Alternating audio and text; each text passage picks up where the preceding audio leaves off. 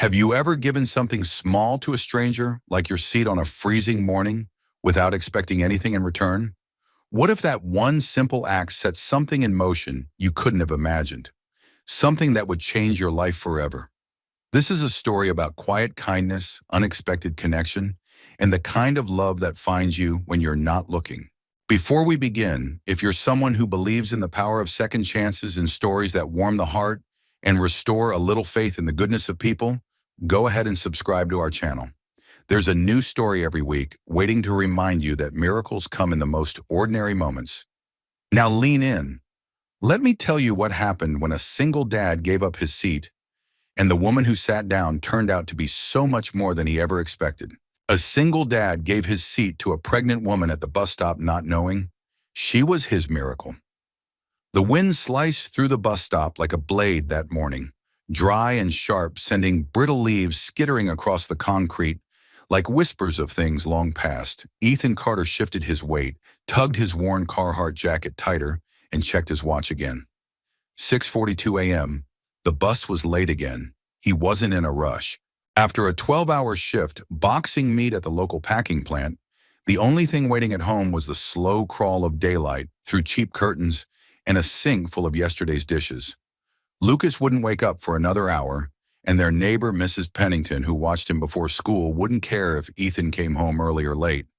Still, waiting had never suited him. It gave space for thinking, and lately, thinking hurt. Across the street, the coffee shop lights blinked on warm and yellow, like an invitation he couldn't afford. He looked away. A scrape of gravel behind him made him glance up. A woman approached the shelter slowly, both hands bracing the small of her back. She moved like someone carrying the weight of the world, or at least 7 months of it. Her coat, too thin for the chill, stretched awkwardly around her swollen belly. Her cheeks were flushed with cold and exertion, and when she sat down on the edge of the wooden bench, she let out a breath that sounded more like surrender than relief. Ethan watched her for a moment, then rose without a word. "Here," he said, voice rough from a night of shouting over machinery. "Take my seat." She blinked up at him, startled. "Are you sure you were here first?" He shrugged. "I've been on my feet all night. What's a few more minutes?" That wasn't entirely true. His knees ached and he could feel the dull throb in his lower back, settling in for a long visit. But something about her made him uncomfortable in a way that wasn't about pain. Maybe it was the way her eyes scanned the road anxiously, or the tired slump of her shoulders like someone too used to being overlooked. "Thank you," she said quietly, settling in. He nodded and leaned against the metal post, arms folded. They didn't speak again. The silence between them wasn't awkward, it was tired, familiar. As if both had learned that sometimes words just added noise to a world already too loud. The bus arrived at 6:56, its brakes hissing like a sigh. Ethan let her board first, then followed and took a seat near the back. She sat across the aisle from him, eyes closed, hands resting on her belly like she was guarding something sacred. As the city rolled by outside the shuttered storefronts, the gas station where teens loitered before school, the church sign that read, "Kindness is a language the deaf can hear and the blind can see," Ethan found himself glancing at her again. She looked familiar, but not in the literal sense. It was more like a memory of something warm, something lost. He looked away. 15 minutes later, she rang the bell and stood carefully. He stood too ready to move past her. But before she stepped off the bus, she turned. "Thanks again." For the seat, Ethan nodded. "Take care." And then she was gone. He watched her walk toward a brick building on the corner, her pace slow but steady, and something tugged at him, some half-forgotten instinct. But the bus lurched forward, and the moment passed. By the time he got home, Lucas was halfway through his bowl of cereal legs, swinging under the kitchen table.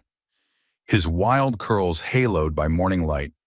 "Hey, Dad," the boy chirped. "You smell like bacon and cold air." "Thanks," Ethan grinned and ruffled his son's hair. "Finish up, bus comes in 20. He moved through the motions, packing lunch, checking homework, tying shoelaces with the practiced precision of a man who had built a routine strong enough to stand on when grief tried to knock him over. 6 years since Amanda, 6 years of bedtime stories, fevers, scraped knees, parent-teacher conferences, and birthdays with just 2 candles, One for him, one for Lucas. He didn't complain, not out loud. But some nights when the world was quiet, he missed having someone to share the silence with. After Lucas left, Ethan stood at the kitchen sink and stared out the window. The woman from the bus drifted back into his mind, not as a face but as a feeling. He wondered if she'd made it okay, if she had someone waiting at home, and then he shook the thought away. Across town, Grace Monroe stood in her grandmother's old kitchen, staring at the chipped tile countertop and the stack of unopened boxes. Her breath fogged the window as she watched the bus pull away, carrying the man who'd given up his seat. She hadn't expected kindness that morning. She hadn't expected much of anything. She placed a hand on her stomach. "Well, little one," she whispered. "Maybe we're not as alone here as I thought." The kettle whistled behind her, high and sharp. She turned slowly and reached for the mug that still smelled faintly of chamomile and dust. The house groaned with the memory of old stories, and outside a bird landed on the windowsill just for a moment before flying off into the gray morning. Grace watched it go, then smiled. "Maybe," she said aloud, "this town's not done with us yet." Grace Monroe stared out the dusty window of her grandmother's house, watching the morning fog lift off the sidewalk, like breath exhaled from the earth itself. The brick building across the street, the prenatal clinic, was already starting to hum with quiet activity. Somewhere behind its doors, other women sat in waiting rooms filled with sterile white walls and the low hum of machines. She had an appointment there in 2 days. For now, she just needed a reason to stay. The air inside the house still smelled faintly of cedar and rosewater. Her grandmother's old perfume. Grace hadn't been back here since her sophomore year of college. Everything felt smaller now: the kitchen counter, the worn floral sofa, the creaking wooden stairs. Or maybe she just felt larger, not in size, but in experience, as though life had been slowly carving its weight into her frame over the past year. She walked into the living room, rubbing the small of her back out of habit, and looked at the stack of unopened boxes labeled in her own handwriting, "NYC Office Winter Donate Baby Clothes." She hadn't touched them since the movers left. She wasn't sure why she'd brought them. She wasn't even sure she'd stay. Grace had left New York not just because it was expensive, not just because she'd outgrown the noise or the anonymity. She left because everything she'd built had come undone in a single moment when she told David about the baby and watched him blink twice, stand up and walk out without a word. That had been 7 months ago. She'd spent the first 2 weeks hoping for a call. The next 2, trying not to call him herself. After that, she stopped counting. And when her therapist asked what she wanted next, she answered honestly for the first time in months, "I don't know. I just want to stop hurting."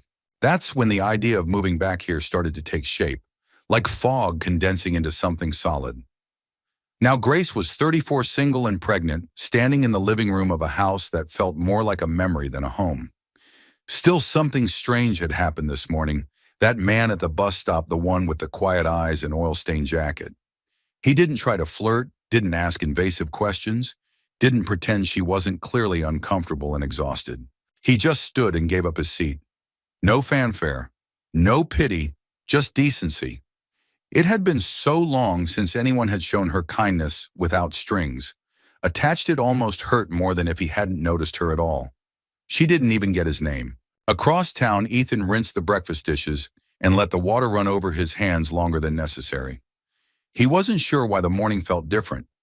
Maybe it was the way Lucas had hugged him a little tighter before heading to the bus stop. Maybe it was the woman's face, tired, yes, but not defeated. He hadn't expected to think about her again, but here she was, stuck in the back of his mind like a melody you couldn't quite place. He told himself it was nothing, a moment of decency. He'd done the right thing, and that was the end of it. But still, there was something in the way she looked at him, something in the way she held herself, like she'd been trying not to fall apart for a long time. Ethan shook the thought away and dried his hands. He had a long list of things to do: replace the oil in the truck, fix the squeaky hinge on the front door, pick up groceries. Life didn't slow down just because something inside you wanted to pause. That afternoon, Grace ventured out to the small grocery store on Main Street. She moved carefully down the aisles, pausing every few steps. A clerk offered to help her reach a jar from the top shelf, and she smiled politely, saying she was fine. But the truth was, she wasn't. She felt like a glass that had been dropped, but not shattered, still intact, but fragile in ways no one could see. At the checkout, the cashier made small talk. New in town, the woman asked, scanning a can of soup. Kind of, Grace said. I used to spend summers here with my grandmother. Well, welcome back, the cashier replied. The town's small, but it's got a big heart. Grace smiled, thinking about the man from the bus stop. Later that night, she lit a fire in the old hearth and curled up under a faded quilt that still smelled like lavender. She watched the flames dance and tried to remember the last time she'd felt this quiet inside. Not happy, not sad, just quiet. It felt unfamiliar. She reached over to the small side table and pulled a notebook from the drawer. She hadn't written in weeks, not since she left the city. Her hand hovered over the page and then slowly, deliberately she wrote, "Today a stranger gave me his seat without asking why I needed it. He didn't ask my name. He just saw me." She paused, then underlined that last sentence. He saw me outside the wind, howled against the window panes, and the house creaked like it was remembering something too. Grace looked down at her belly, the subtle movement inside a gentle reminder that she wasn't as alone as she sometimes felt. "We'll be okay," she whispered more to herself than the baby. Maybe this is where we're supposed to start over. And for the first time in a long while, she let herself believe it. The late November sun filtered through the tall windows of the county library, laying long golden slants across the hardwood floors. Ethan sat at one of the back tables, his son Lucas leaning over a stack of math worksheets, brow furrowed, tongue poking from the corner of his mouth the way it always did when he was concentrating. Ethan turned a page of the novel he wasn't really reading. The words swam together in a blur, meaningless. His mind kept drifting, not to the plot, not to the chapters ahead, but to the woman from the bus stop. He hadn't meant to think about her again, but something about her, her stillness, her fatigue, the quiet grace with which she held herself had carved a space in his thoughts. He couldn't seem to seal back up. He leaned forward to check Lucas's progress. "Need help with that one?" Lucas shook his head. "Nope. I've got it." I think Ethan smiled, tousled his son's hair. "Let me know if it tries to trick you." Just then the door to the library creaked open. He didn't see her at first. He just heard a soft cough followed by the unmistakable shuffle of cautious steps on the old wood floor. When he glanced up, his heart skipped, not in a romantic way. Not yet. It was recognition, familiarity. The pregnant woman from the bus stop. She stood near the circulation desk scanning the signs for the children's section. She hadn't seen him for a moment. Ethan debated whether to wave to say something. Would she even remember him? It had only been a shared bench and a moment of silence, but something in him stirred a gentle nudge he couldn't ignore. Lucas looked up and followed his gaze. "Hey, Dad, that's the lady from the bus, right?" So she had made an impression. Ethan smiled, unsure why that pleased him. As if on cue, Grace looked in their direction, and her eyes widened in soft surprise. Then she smiled, tentative but warm. Ethan stood and crossed the space between them, nodding in greeting. "Hey, hi," she replied, adjusting the tote bag on her shoulder. "Small town, huh?" "Very," he said, a smile tugging at the corners of his mouth. "I'm Ethan, by the way. Should have introduced myself the other day. I'm Grace." She reached out her hand, and he took it briefly, her skin-cool fingers, slender but strong. "Thanks again for the seat," anytime he said, then gesturing toward the table. "That's Lucas, my son. We come here on Thursdays. Homework and graphic novels." Lucas waved from across the room. "Hi," Grace chuckled. "Hi, Lucas, you're working hard." He shrugged, "Math's annoying." Grace leaned down slightly. "I used to think that too, until I realized it was just another kind of puzzle." "Life's full of puzzles, isn't it?" Lucas looked thoughtful. "Are babies puzzles?" Grace blinked, then laughed unexpectedly, hand resting instinctively on her belly. "Sometimes yes, especially when they don't come with instructions." Ethan grinned, watching the exchange. "Sorry, he has no filter." "Don't apologize," Grace said, still smiling. "It's refreshing." She hesitated, then looked around. "Mind if I sit for a moment? I've been on my feet too long." "Of course," Ethan said, moving to pull out the chair beside him. They sat together while Lucas returned to his worksheet. The library's hush wrapped around them, broken only by the occasional turning of a page or a child's giggle from the reading corner. So Ethan said after a beat, "You just moved here." Grace nodded. Sort of. I used to spend summers in this town. My grandmother passed a few years back. I inherited her house but hadn't been back until now. Sorry about your grandmother. Thank you. She looked down then, up again. It's strange coming back to a place that remembers more of who you were than who you are. Ethan nodded slowly. Yeah, I know that feeling. She glanced at him, curious. You from here, mostly moved around some when I was younger. Settled back after my wife passed. Her gaze softened. I'm sorry. He nodded, accepting the sympathy with quiet grace. Lucas was 4. He's 10 now. We figured out our own rhythm. Grace didn't ask for details. She didn't offer empty condolences. She just let the silence sit between them like a blanket pulled gently over shared scars. After a while, she said, It's good, what you're doing. Being there. Showing up. Ethan looked at her. It's not always easy. The best things rarely are. They sat a while longer, not speaking, the hush between them, no longer awkward but companionable. Finally, Grace checked the time. I should go. Groceries don't put themselves away. Ethan stood as she did. Need a hand carrying things? She shook her head, smiling. I'll manage, but thanks. Lucas chimed in. You'll come back to the library, right? She looked at him. You want me to? He shrugged. You're cool for a grown-up. She laughed. Then I guess I'll have to. Ethan watched her walk away, her steps slow but steady, one hand on her belly, the other holding the strap of her bag. Just before the door closed behind her, she looked back over her shoulder. See you around, Ethan. He nodded. Yeah, see you. When she was gone, Lucas tugged at his sleeve. She's nice, she is, Ethan murmured, more to himself than his son. And for the first time in a very long time, he found himself hoping just a little that see you around might actually mean something. That Sunday, the sky hung low, heavy, with the promise of snow. Ethan sat in the garage door, rolled halfway open, letting in the gray light and the smell of pine from the nearby woods. Lucas was at a birthday party, one of those loud, sugar-fueled affairs that Ethan endured when necessary and dodged when possible. Today was a Dodge day. It gave him space he hadn't asked for, but maybe needed. The garage had become his sanctuary over the years. Workbench against the back wall, jars of screws and nails labeled in Amanda's handwriting still neatly arranged on a shelf. He hadn't had the heart to replace the labels. Her touch lingered in small things, organizing the world in a way he never could.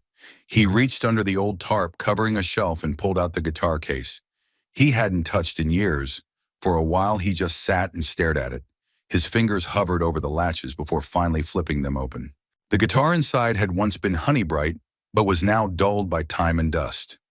He picked it up gingerly, like it might break, or he might. A quiet strum sent a shiver down his spine. The strings were out of tune. The body a little warped, but the sound, it was still there. Raw, familiar, Ethan played a few tentative chords, then a melody, then silence. He wasn't ready. Not for that song. That song had belonged to Amanda. Across town, Grace wandered through her grandmother's attic. The floorboards groaned with each step, the light bulb above swaying slightly on its chain. She didn't know what she was looking for. Maybe something that felt like an anchor. Something that would tell her she hadn't made a mistake coming here. Old trunks and boxes lined the back wall. She opened one marked Music Nights. Inside were vinyl records, playbills. A photo album on top lay a cracked leather journal with the initials AC, pressed into the corner. She sat cross-legged on the old braided rug and opened it. Pages of lyrics, music, notations, musings about life and love. It didn't take her long to realize what she was holding. This had belonged to Amanda Carter. Flipping to the middle, Grace froze. There in a fading Polaroid was Amanda on stage at a summer open mic night, microphone in hand. Beside her was a man with dark curly hair and a guitar. A handwritten note beneath the photo read, Ethan and Amanda, our song debut, July 4th. Grace's heart caught in her throat. She remembered that night she had been just 20, visiting her grandmother for the summer, dragging a friend to the tiny town event just to escape the heat.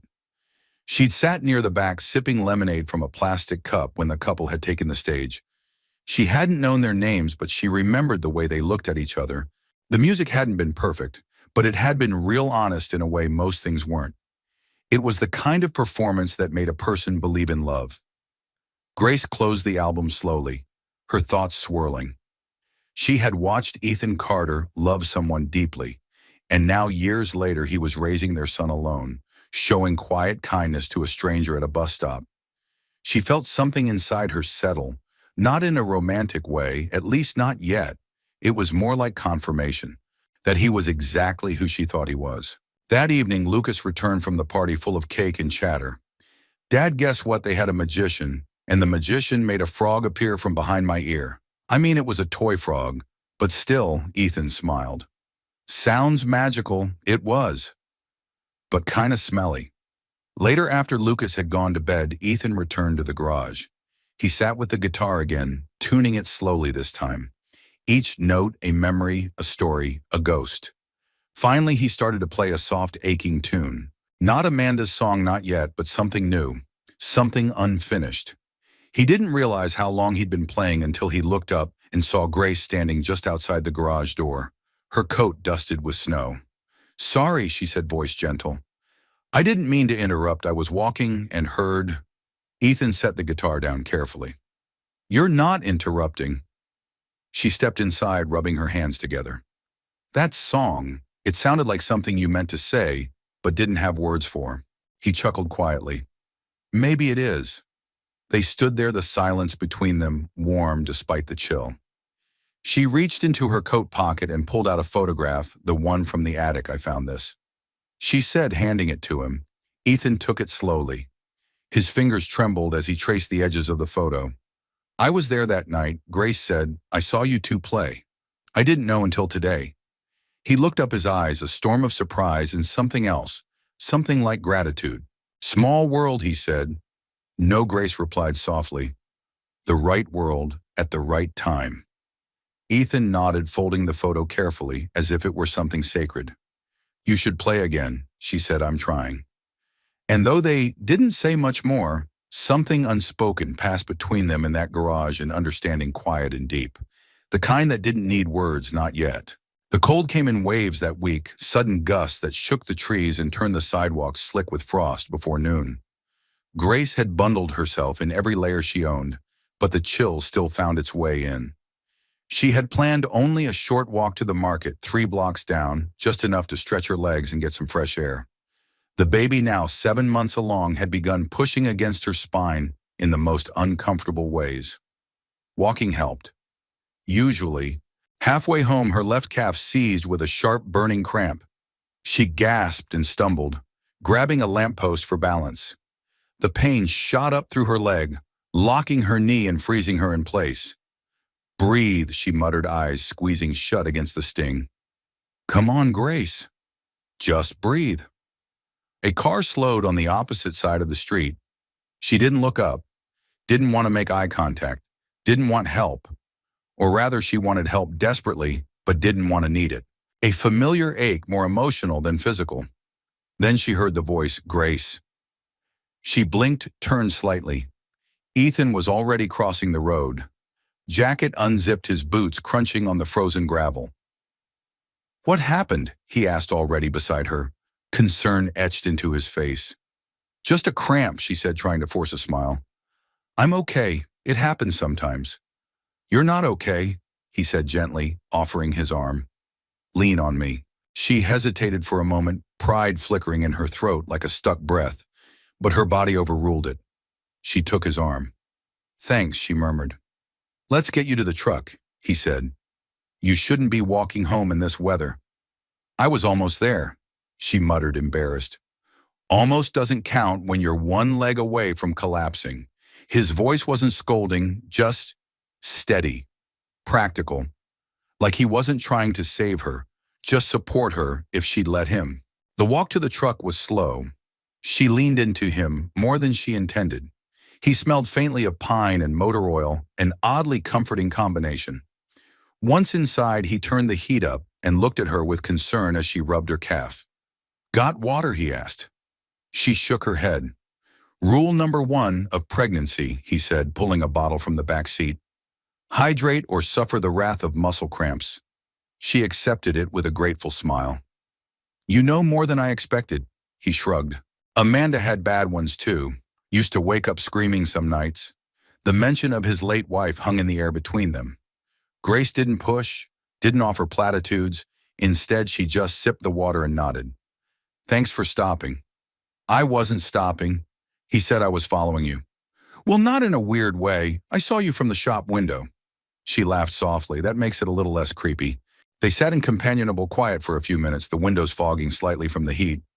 Then Ethan said, You want me to take you home? Grace hesitated. Can we just sit a moment? He nodded outside. The wind rustled the dry leaves that hadn't yet given up their hold on the trees. Grace leaned back in her seat, her hand absent-mindedly tracing the curve of her belly. Do you ever feel like your body isn't yours anymore? She asked suddenly. Like you're just borrowing it for a while. Ethan glanced at her, then looked out the windshield, I think. I felt that after Amanda died. Like I was operating it, but I wasn't in it. She turned to him, studying the side of his face. I didn't know what I was doing. For the first 2 years, he admitted I thought I did. Kept routines, got Lucas to school, paid bills, but it felt like holding together something with duct tape. One tug and it'd all fall apart. Grace said nothing. She didn't need to. Her silence gave his words somewhere to land. He turned back toward her, but I learned to accept help. Slowly, that's the only reason I'm still standing. She smiled, her eyes soft. You helped me today. You'd do the same for me. She nodded. I think that's what scares me most, that I would. He didn't press her on that. Finally, she shifted. I should get home. I'll walk you to the door. I'll be okay. I'll walk you anyway. She didn't argue. At her doorstep, Grace paused, her hand on the knob. Would you? She stopped herself. Would you like to come in for tea? Ethan hesitated, not out of disinterest but caution. It wasn't just about tea. It never was. He looked at her carefully. If you're asking out of obligation, I'm asking because I don't want to be alone for a few more minutes. He nodded once. Then I'd like that. Inside, the kettle whistled, and the faint scent of cinnamon filled the air. Grace moved slowly but more easily now. She poured 2 mugs and handed him one. They sat in the living room, her on the couch, him on the old rocking chair her grandmother had once favored. They didn't talk much, just shared the quiet. After a while, Ethan set his mug down. You'll be okay, Grace. She met his eyes. You sound sure I am. And in the stillness that followed, she began to believe it too. The gymnasium at Maple Hollow Elementary smelled faintly of crayons, popcorn, and nostalgia. Folding chairs lined the scuffed hardwood floor, and hand-painted snowflakes dangled from the rafters, spinning gently under the breath of the heating vents. The annual Winter Lights student performance was a small-town tradition, a mashup of Carol's skits and the kind of earnest chaos only kids could pull off. Lucas had been rehearsing for weeks. His role was modest, a line or two in the opening scene, then a group song at the end, but he had taken it seriously, practicing every night, reciting his lines at breakfast, brushing his teeth to Jingle Bells. Grace sat in the 3rd row, her coat folded on her lap, eyes flicking between the program and the entrance. The seats were nearly full now. Parents, grandparents, and tired teachers, with forced holiday cheer, filled the rows, but the chair beside her remained empty. She pulled out her phone and tapped a short message. You coming? A minute passed, then 2. She was about to slide the phone back into her purse when it buzzed. Ethan. Don't think I can. Too much going on. She stared at the screen. Disappointment settling like a stone, but she understood, or at least she thought she did. On the other side of town, Ethan stood in the kitchen, arms braced on either side of the sink. The house was quiet. Too quiet. Lucas's excitement that morning had been palpable. You don't have to come if it's weird, the boy had said with forced nonchalance. But I'd like it if you did. Ethan had mumbled something non-committal and changed the subject. Now he wasn't sure what he was doing. Dishes still sat in the sink. The clock on the wall ticked towards 6:00 p.m., and snow began falling again outside. Amanda had loved those school programs. She would take a front row seat, a camera, a thermos of cocoa, and clap like Lucas was on Broadway. The first year without her, Ethan had gone alone, sat in the back, hands clenched so tightly they cramped. He hadn't been back since that chair beside Grace. The one she'd saved for him wasn't just a seat. It was a question, a challenge, an invitation. He grabbed his coat. Back at the school, the lights dimmed and the chatter died down. A hush fell over the room. The first children shuffled onto the stage, cheeks red with excitement and nerves. Grace tried to focus, applauding when appropriate, smiling at the right times, but she kept glancing toward the door. Then just as the second scene began, the door opened quietly at the back. Ethan slipped in snow, still melting from his shoulders, and scanned the room. When his eyes found her, she smiled. Relief soft and unspoken. He made his way down the side aisle, careful not to step on outstretched legs or knock over diaper bags. When he sat beside her, he let out a breath he hadn't realized he was holding. "You made it," she whispered. "Barely," he replied. But yeah, they turned their attention back to the stage. Lucas appeared near the front, his paper antlers slightly askew, his red nose drawn on a little crooked. He spotted them both and grinned his wave, half shy, half proud. Grace leaned over. "He looks like he's going to explode with happiness. He probably is." Ethan watched his son perform with a quiet ache in his chest. There had been too many things he had missed, not because he didn't care, but because he hadn't known how to step into the spaces Amanda once filled. The final song swelled a sweet off-key rendition of "Let There Be Peace on Earth." The children sang with such earnest joy that it cracked something open inside him. And in that moment, he didn't feel like a man who had lost something. He felt like a man who had chosen to show up. After the applause, the room dissolved into a sea of coats and hugs and sticky fingers. Lucas bounded off the stage and ran toward them, his paper antlers flapping. "Dad, you came." Ethan crouched to meet him, pulling the boy into a fierce hug. "Of course I did. You were amazing." Lucas beamed. "Grace, did you see me?" "Not Trip, I did." She said, "You were a star." They walked out into the cold together. Lucas between them, still buzzing from the attention and praise. "I think that deserves hot chocolate," Ethan said. With marshmallows, Lucas asked 3. "Each," Ethan replied. As they neared Grace's house, Lucas tugged Ethan's sleeve. "Can Grace come over too?" "Just for Coco." Grace looked up, caught off guard. Ethan smiled. "Only if she wants to." She hesitated, then nodded. "I'd like that." They turned onto the path, snow crunching beneath their boots. 3 sets of footprints side by side. And somewhere behind them, the echoes of children singing still lingered in the crisp December air. The attic smelled of cedar mothballs and the quiet hush of forgotten things. Grace hadn't ventured up there since her arrival in Maple Hollow. The rickety wooden stairs protested beneath her as she climbed, flashlight in one hand and a folded blanket under her arm. The snow had picked up outside, gusting against the windows, turning the house into a cocoon of creaks and whispers. She was searching for something. She didn't know exactly what, maybe an old crib, a box of winter coats, or simply a distraction from the sudden weight of hope that had begun blooming inside her after that night at the school performance. The beam of her flashlight swept across stacks of boxes labeled in faded marker Christmas photos. Quilt's Eleanor's kitchen toward the back, half buried under a canvas tarp. She found a wooden trunk marked Amanda, music in letters. Her breath caught. She dropped the blanket, knelt down, and slowly opened the lid. The hinges creaked. Inside were neatly bound journals, sheet music, and a small cassette recorder with a plastic bag of labeled tapes. Grace lifted one, her fingers trembling. July 4th, open mic night. The date sent a ripple through her. She reached for a dusty battery pack, surprisingly still intact, and popped the tape in. A few moments of silence, then a soft crackle, and Amanda's voice, clear, honeyed, a little nervous. "We wrote this one last week. I'm still learning the bridge." Ethan's the brave one, you'll hear it in his playing. A few quiet strums followed. Then a melody began, rough but tender.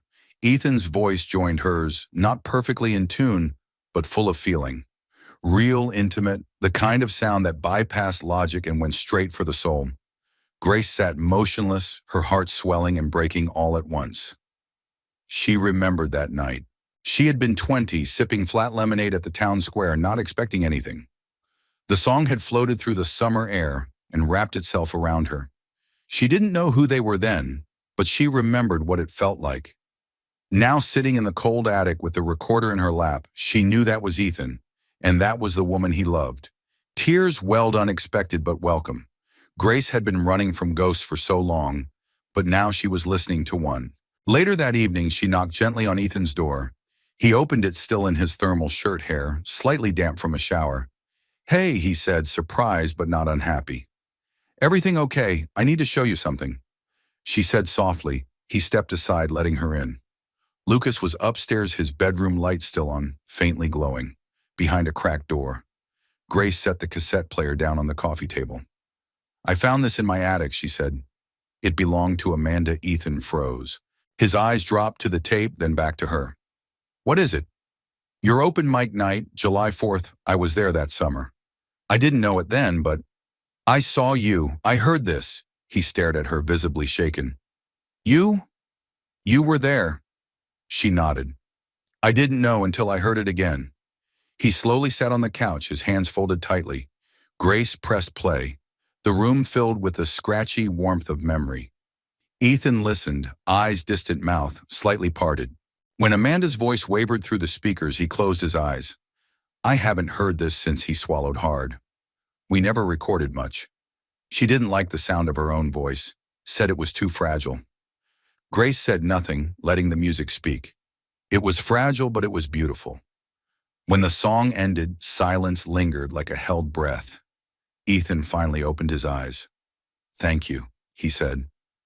"For bringing this." Grace sat beside him, not too close. "I think you were meant to hear it again." He looked at her. "Why now? I don't know," she said. "Maybe because you needed reminding of who you were, who you still are." Ethan nodded slowly. "I've been trying to remember the man she loved. Some days I feel like I'm close. Other days like he's gone." Grace reached into her coat pocket and pulled out a small notebook. "I found this too.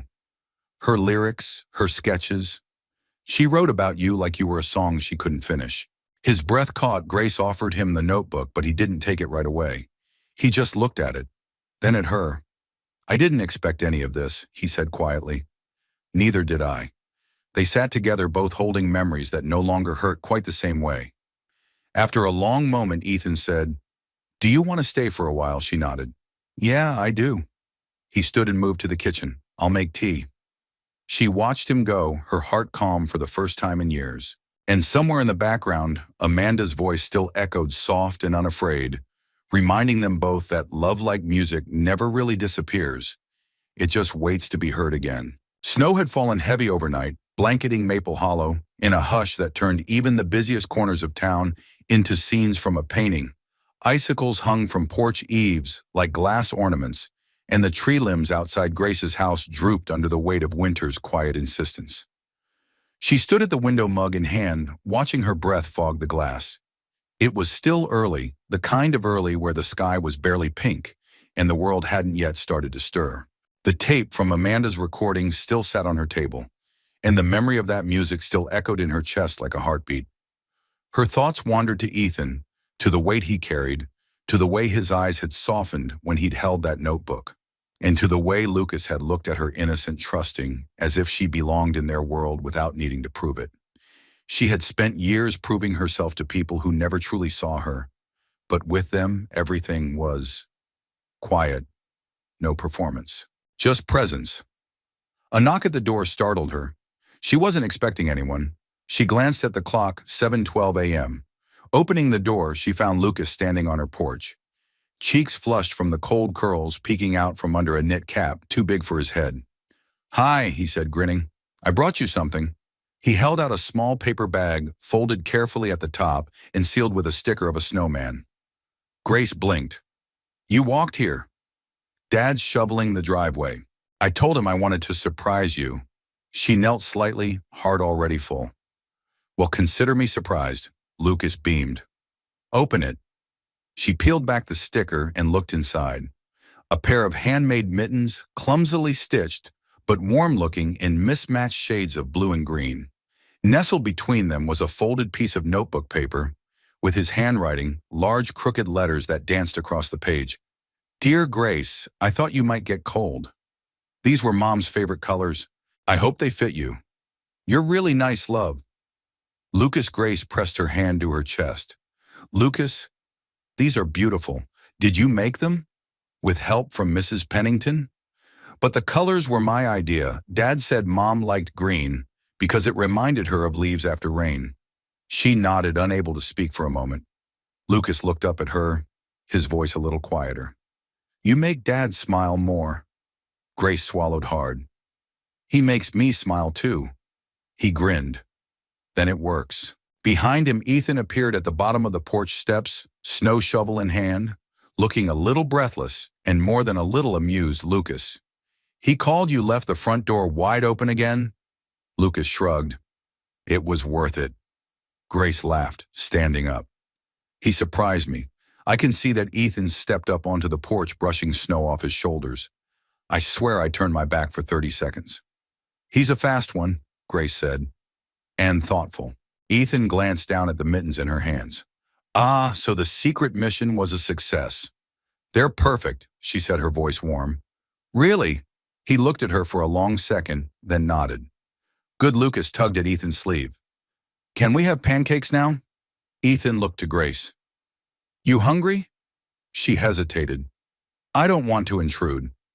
Lucas said. It's not intruding if I invited you. Ethan grinned. That's ironclad logic. Grace looked between them, the boy with his earnest eyes and crooked grin, and the man beside him who had spent years building a quiet life out of ashes. And for the first time in a long while, she didn't feel like a visitor. She felt like someone coming home. I'd love pancakes, she said. The kitchen in Ethan's house was filled with the scent of cinnamon and sizzling butter. Lucas stood on a stool flipping pancakes with more confidence than skill, while Ethan supervised and Grace poured orange juice into mismatched mugs. It was domestic, ordinary, and utterly magical. Lucas placed a pancake slightly singed on her plate with great pride. This one's yours. It's shaped like a mitten. Grace laughed. It's beautiful. Ethan leaned against the counter, watching her with an expression she couldn't quite read. Not romantic, not yet, but something close, something steady. After breakfast, Lucas retreated to the living room, leaving them with empty plates and quiet warmth. Thank you, Grace said softly, for letting me be part of this morning. Ethan met her eyes. Thank you for not running from it. She smiled. I'm tired of running. He nodded, then looked down as if debating something. When he looked back up, his voice was low. Lucas told me last night that he dreams you'll stay, that you'll be here when the baby comes. She felt the air shift, like something inside her had been waiting for those words. I don't know what's next, she said, but I think I'm starting to want to find out. Here Ethan reached across the table, not to grab, not to cling, just to offer his hand. Open, steady. She placed hers in it. And for the first time in her adult life, Grace felt held without being fixed, chosen, without being chased. Outside, the snow continued to fall. Inside, something else was quietly blooming. The snow had shifted from soft and steady to fierce and relentless, wind carving white corridors between the trees, turning Maple Hollow into a ghost town. Roads vanished beneath inches of ice-crusted powder, and even the familiar felt foreign under a sky like slate. Grace was folding laundry when it began an ache deep in her lower back, slow and persistent, like a drumbeat. She paused, one hand pressed to the edge of the table, breathing through it. Just Braxton Hicks, she told herself. A false alarm. But 10 minutes later it returned stronger, sharper, pulling her down to sit. She gripped the armrest of the chair and closed her eyes. Not yet, she whispered. Please, not yet. She was 34 weeks, too soon, too far from a hospital, too much snow. She reached for her phone with trembling hands and called Ethan. He answered on the second ring. Grace, something's happening, she said, voice tight. I think the baby's coming. There was no panic in his voice, only motion. I'm on my way. Ethan didn't waste time grabbing a coat. He was already pulling boots over his socks, keys in hand, as he shouted upstairs. Lucas, stay put. I'll be back. He knew the roads wouldn't be safe, but Grace was alone, and the thought of her curled up in pain, frightened, was enough to override logic. He backed the truck out of the driveway, tires crunching through snow windshield wipers, slapping at whiteout gusts. When he reached her house, he barely remembered parking. He bolted up the steps, not even knocking, and found her in the living room curled sideways on the couch, face pale, jaw clenched. "Okay," he said, kneeling beside her. "We've got this." "I called the clinic," she whispered. "Ambulance can't get through the roads until morning." He nodded, steadying her with his hands. "Then we stay calm.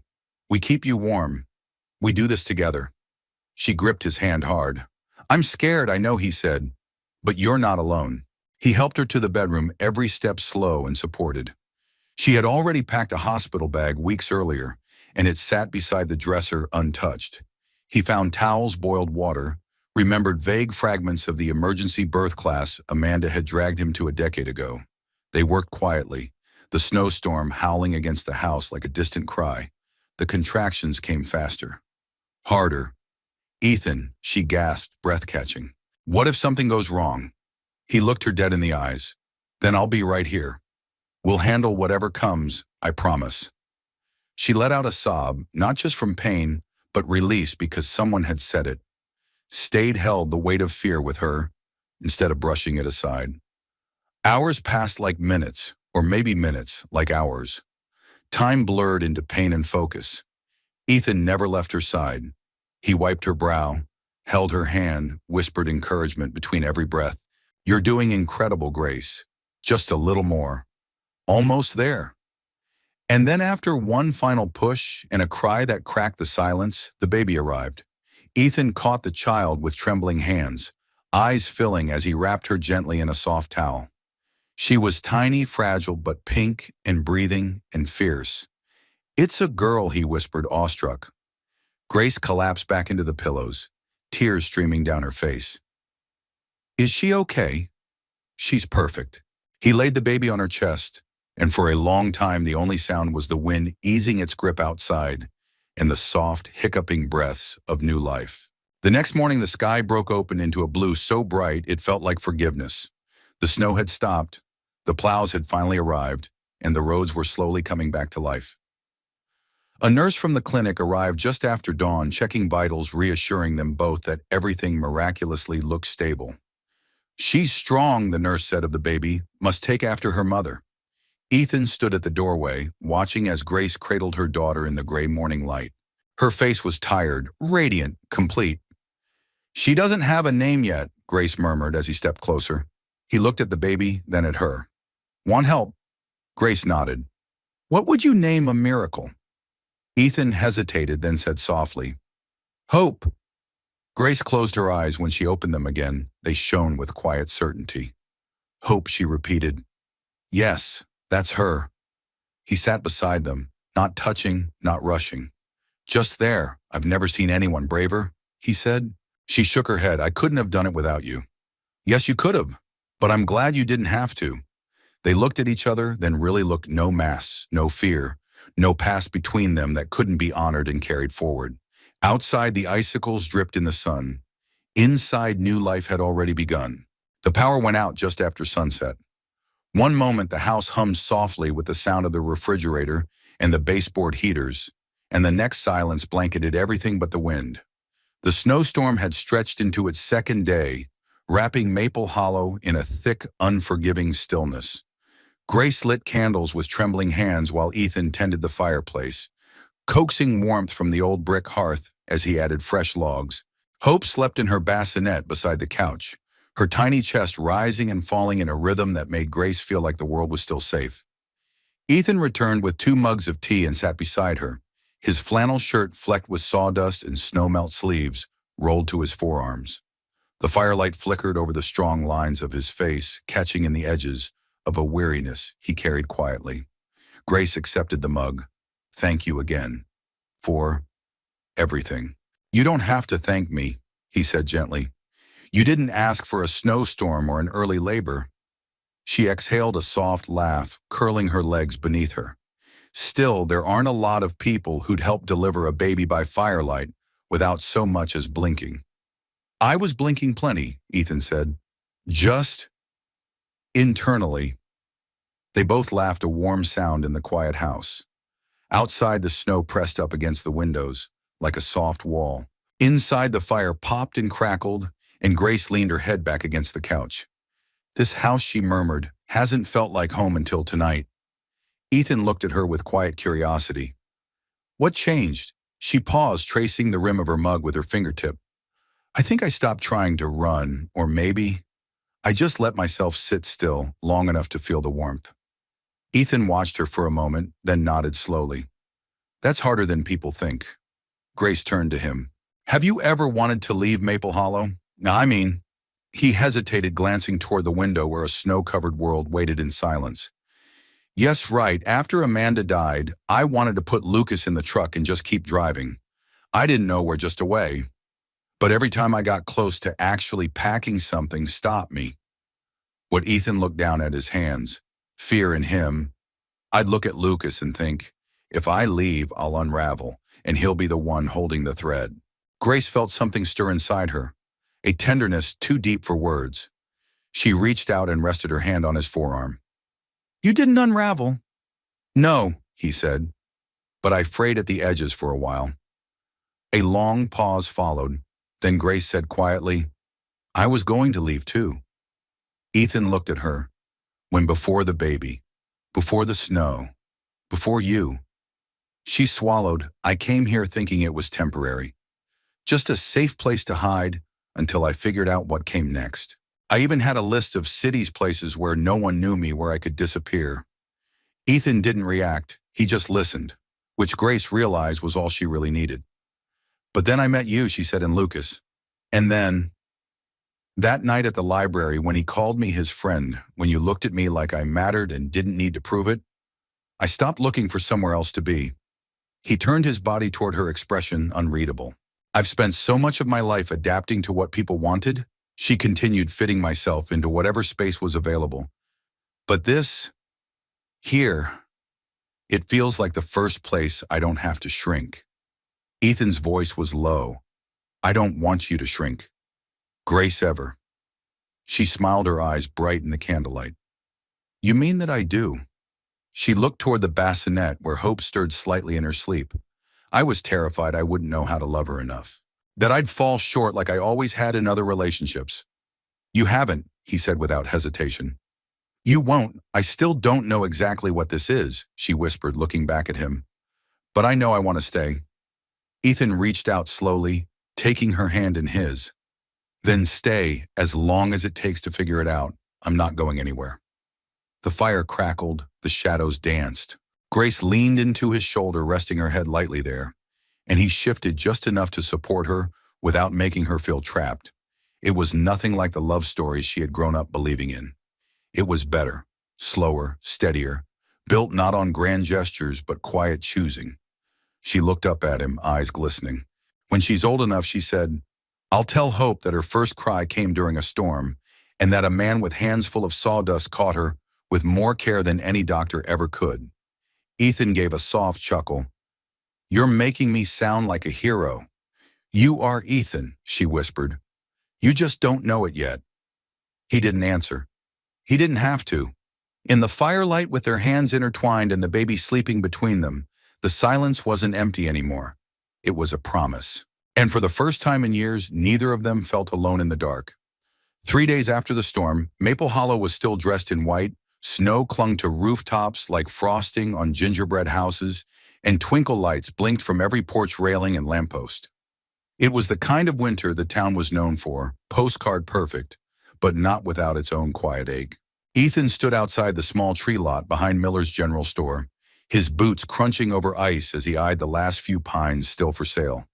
Lucas darted between them like a puppy on Christmas Eve, face red from the cold, calling out, Dad, this one's got the best needles, before racing off to the next.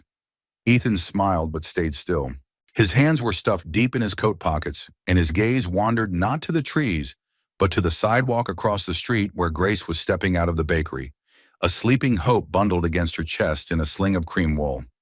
She didn't see him yet, and he didn't call out, just watched her for a moment, the way you watch something you're afraid to touch too soon. Something had changed in the days since Hope's birth, not in a dramatic way. No declarations, no rushing forward, but they were orbiting closer now, like stars pulled slowly together by gravity. They couldn't deny Lucas returned, holding up a short, slightly crooked pine with enthusiastic pride. This one looks like it's smiling. Ethan chuckled. Trees don't smile, buddy. Lucas tilted his head. Maybe not to grown-ups. Grace crossed the street just as they were tying the tree into the back of Ethan's truck. Her cheeks were pink from the cold, her hair tucked under a knitted cap, and she looked more alive than he'd ever seen her. Let me guess, she said, eyeing the tree. Lucas picked it. Ethan grinned. Guilty, Lucas beamed. We're putting it in the front room. It's a special tree. Grace raised an eyebrow. Didn't you already have a Christmas tree? Ethan's eyes softened. This one's for someone else. She looked at him unsure until he added quietly, for Hope. Something in her face shifted. You didn't have to do that, I know, he said. That's why I did. They drove back slowly, the tree swaying lightly in the wind behind them, the cab of the truck filled with the scent of pine and unspoken meaning. Back at the house, Lucas took the lead. We need twinkle lights and popcorn strings and maybe a paper angel, he declared. You're in charge, Ethan said, handing him the box of decorations from the attic. Grace stepped into the living room, where the first tree, taller, symmetrical, respectable, already stood dressed in white lights and gold ornaments. But this second tree, shorter and slightly lopsided, was set up near the window where the morning light hit.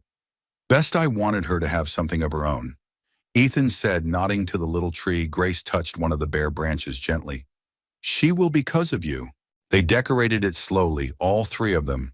Lucas looping paper chains, Grace untangling a mess of colored lights, and Ethan pretending not to notice that the popcorn kept disappearing between each string. Hope slept in a basket nearby the fire, crackling softly behind her. When they were nearly done, Lucas held up a folded piece of construction paper, cut into the shape of a heart. I made this for the top, he said. We don't have an angel, but hearts are better. He climbed onto a stool and placed it carefully on the highest branch he could reach. There, he said, satisfied. Perfect, Ethan watched as Grace stepped back and looked at the tree. Really looked. The colored lights blinked gently. The paper heart wobbled slightly and she nodded, eyes damp but smiling. Later, after Lucas had fallen asleep in a nest of pillows by the fire, Ethan walked Grace to the door. Hope was dozing again in her sling, warm and soft against her chest. Thank you, she said. For all of this, I just wanted her to feel welcome, he replied. She does, Grace looked at him. I do. Ethan hesitated. I meant what I said before. There's a place here for you, both of you. Grace looked down, her voice quiet. It's scary, I know, but when I think about leaving, I can't picture it anymore. Ethan stepped closer, his voice low. Then don't. For a moment, neither moved. The snow began to fall again outside, soft and slow, catching in the lamplight. Then Grace said something he wouldn't forget. I used to think miracles were big things. Lightning bolts answered prayers, second chances, but maybe they're just warm rooms and two trees and a man who shows up when it matters most. Ethan didn't respond with words. He just reached out and gently brushed a snowflake from her hair. Good night, Grace. Good night, Ethan. And when she stepped into the snow and walked back toward her house, her footsteps slow and sure. He stayed at the door watching her until she disappeared around the corner, feeling for the first time in years that Christmas had come early after all. The first Christmas morning Grace had ever spent in Maple Hollow dawned with a sky the color of lavender cream. Snowflakes drifted lazily past the windows, as if reluctant to fall, catching on the edges of pine boughs and twinkling lights. Inside the little house, the warmth was not just from the fire crackling in the hearth or the old radiator humming steadily. It was from something deeper. Something alive. Lucas was the first to stir, of course. He barreled into the living room in socked feet, eyes wide, hair a glorious mess of sleep and excitement. Santa came, he yelled as if the house might not yet know. Grace emerged a moment later from the guest room, though by now it was no longer guest anything. She wore one of Ethan's flannel shirts over her pajamas, and Hope was cradled in her arms wrapped in a soft red blanket Lucas had chosen from the store, because babies deserve holiday magic too. Ethan was already in the kitchen, flipping pancakes, the same cinnamon batter he'd made the morning. Hope was born. This time, though, his movements were lighter, his smile unburdened. There was music playing softly from an old radio, Bing Crosby's White Christmas, and the scent of nutmeg floated through the house. After breakfast, they gathered by the smaller tree, the one they decorated just for hope. It leaned slightly to the left, the paper heart atop it now dusted in glitter, thanks to one of Lucas's improvements. Grace settled into the couch, Hope sleeping soundly against her chest, while Ethan lowered himself beside her, and Lucas perched cross-legged on the floor, surrounded by crumpled wrapping paper and squeaky toys. "Hey," Lucas said, looking up at them with all the weight and sincerity a 10-year-old could summon. "Can we keep doing this?" Doing what Ethan asked. This Christmas trees, pancakes. All of us. Grace and Ethan exchanged a glance. No need to speak. The answer was already known. "Yes," Grace said, "we can." Lucas nodded and returned to examining his toy truck, satisfied. As the morning wore on, neighbors stopped by with baked goods and warm greetings. Mrs. Pennington brought a tin of oatmeal raisin cookies, declaring Hope the most civilized baby she'd ever met. Even old Mr. Garvey from down the road came to the door with a pine-scented candle and the stiffest smile his weathered face could muster. By afternoon, the house had settled into the quiet rhythm only love could create. Lucas was upstairs playing, and Grace stood by the window watching the soft flurry outside. Ethan came up behind her, slipping an arm gently around her waist. "It feels like she's always been here," Grace whispered, looking down at Hope. "She has," Ethan said softly, "in the shape of the space we didn't know was waiting for her." Grace turned to face him. "And what about me?" He didn't flinch, didn't hesitate. "You filled a space I thought would always stay empty." Her eyes glistened, but not with sadness. "I never thought I'd be someone's home." "You were mine," he said before either of us realized it. She leaned her head against his shoulder, and they stood like that for a long time, letting the moment settle into their bones. That evening, as the sun dipped below the horizon, casting the snow in gold, and rose, the three of them bundled up and walked to the bus stop at the corner. The same one where it had all begun. Lucas trotted ahead, leaving tiny boot prints in the snow. Ethan and Grace followed, Hope nestled between them in a soft wool wrap. When they reached the bench, Ethan brushed the snow off and motioned for her to sit. Grace hesitated, then smiled, sinking down onto the cold wood. Deja vu. Ethan sat beside her, their shoulders touching. "You were right here. And you gave me your seat," she said. "I never forgot." He turned toward her, eyes serious beneath the softness. "That day, I thought I was just being polite. Just tired, but it changed everything." Grace looked down at Hope, who stirred slightly, then back at Ethan. "It changed everything for me, too." They sat in silence as snow fell gently around them, the world hushed and holy. Then Lucas shouted from down the street, "Come on, you guys! The cocoa's not going to drink itself." Ethan stood brushing snow from his coat, then reached out his hand to Grace. She took it, and he pulled her gently to her feet. As they turned to go, she glanced back at the bench. For a long time, she had thought of herself as the woman who was given a seat. But now she knew better. She hadn't been given a seat. She had been given a beginning. And that bench, once cold and empty, was no longer just a place to wait. It was a place where hope had first taken root, where love had quietly, patiently begun, where miracles, it turned out, didn't need to arrive loudly. Sometimes they just sit beside you on cold mornings in quiet towns and ask nothing more than to be noticed. And this time Grace noticed. With her heart open, her child safe, and a hand firmly in hers, she stepped forward into the future. Not afraid, not alone. At last home. Where in the world are you watching from? We love hearing from our amazing viewers across the globe. So drop a comment and let us know where you're tuning in from and what part of the story touched you the most. If you enjoyed this story and believe the world could use more kindness, hope, and heart-healing moments, don't forget to hit that subscribe button and turn on notifications so you never miss a new episode. Thank you so much for watching and spending time with us today. Your presence here means more than you know. Until next time, take care, stay kind, and keep believing in small miracles.